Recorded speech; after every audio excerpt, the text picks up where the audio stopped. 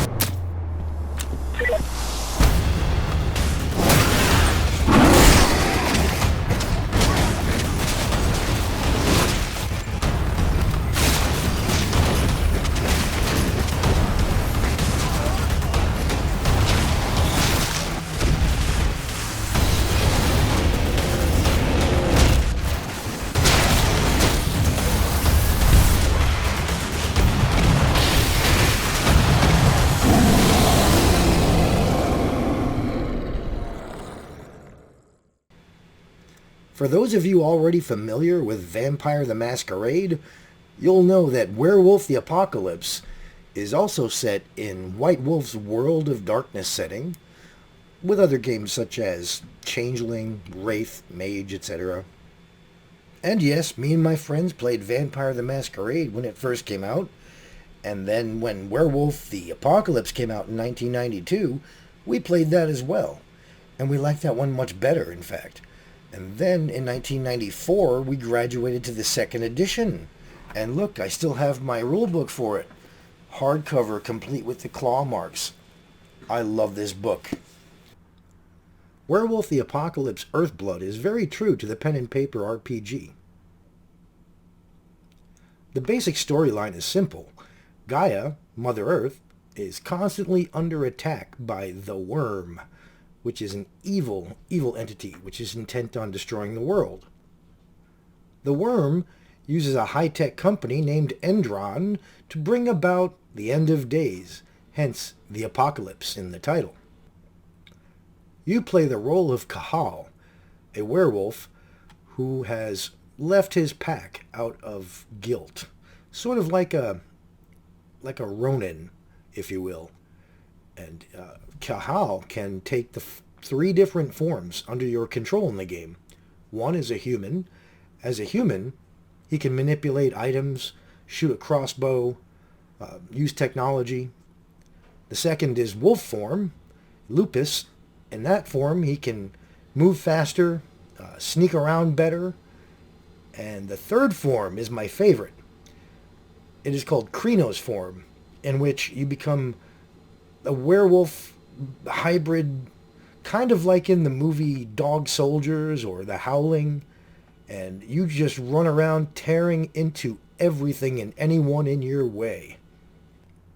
Apart from having the ability to transform, you also have a power called Penumbra Vision, which allows you to see enemies behind walls and around corners, which would help you to sneak up on them. It kind of reminded me of the Batman Arkham Asylum games as detective sight.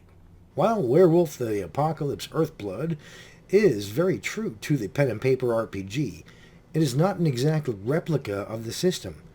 Games such as Vampire the Masquerade Redemption and Bloodlines, however, use the traditional Worlds of Darkness character sheets when you level up. In this game, there's more of a skill tree, if you're familiar with other types of action games.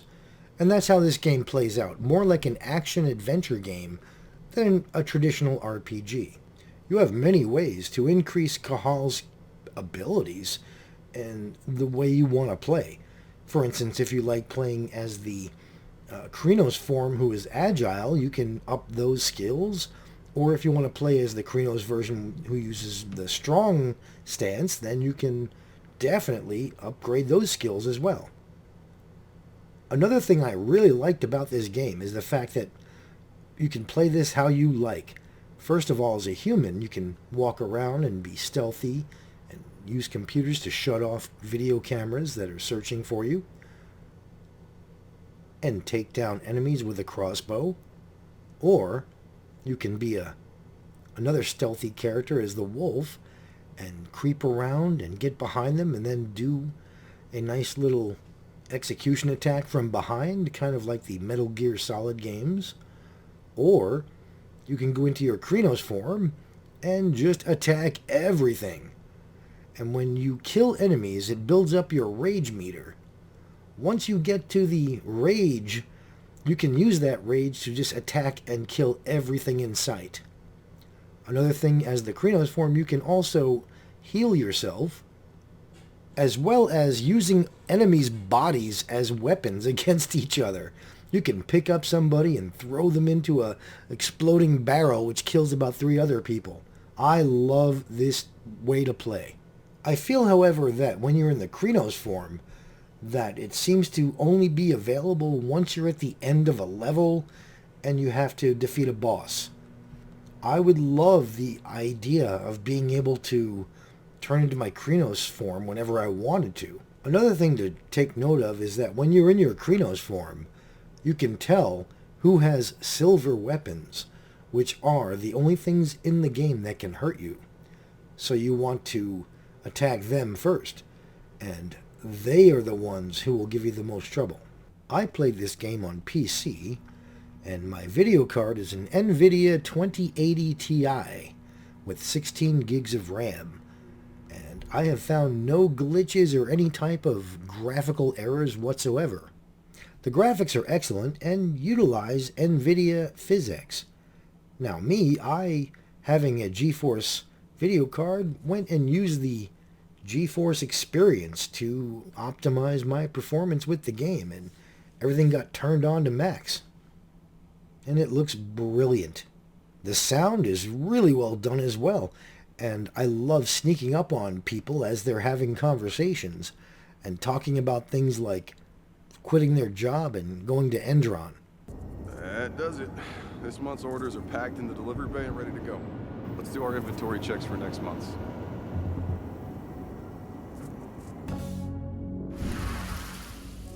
Endron reached out to me, you know. They're hiring and the pay's pretty good. I'm sure it is. They're going toe-to-toe with a group of activists right now. Lambda Mankind. If I were you, I'd stay here. Keep your head down.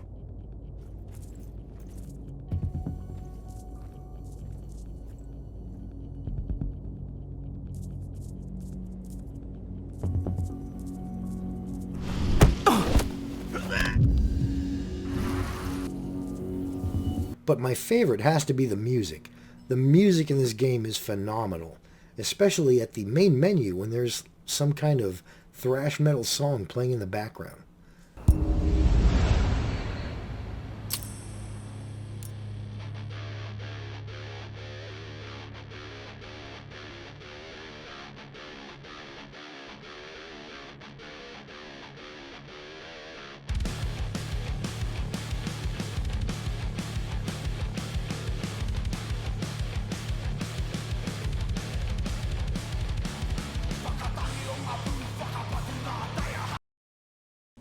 And now for the pros and cons.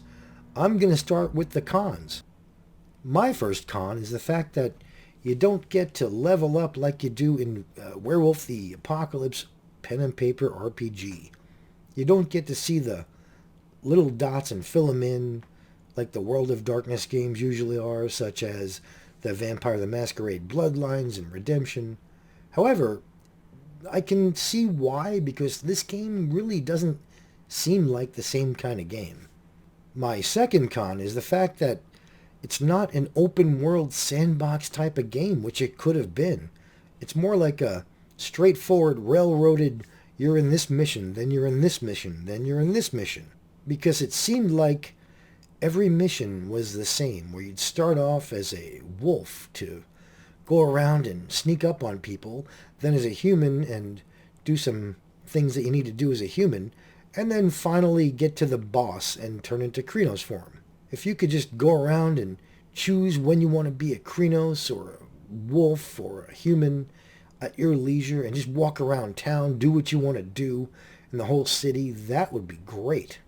Instead, we're more railroaded into one big mission. And now for the pros. First of all, and probably the most important, is that the game is fun.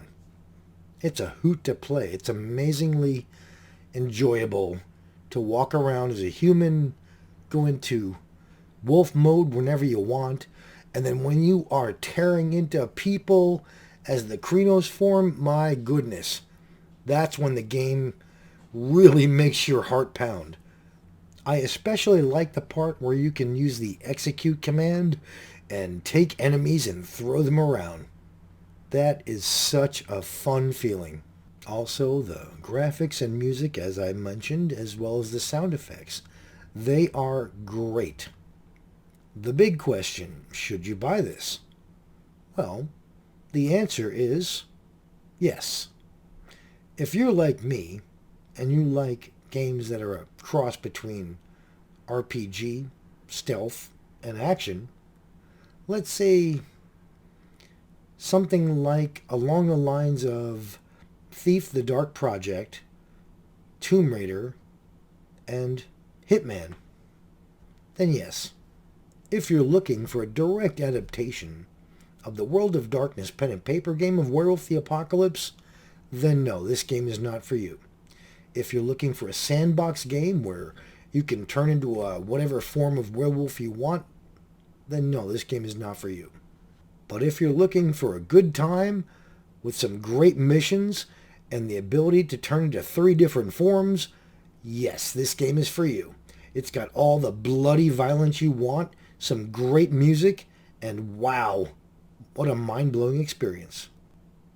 This game is by Cynaide and Big Ben, the same people responsible for one of my favorite games on the PC that was derived from one of my favorite RPGs, Paranoia.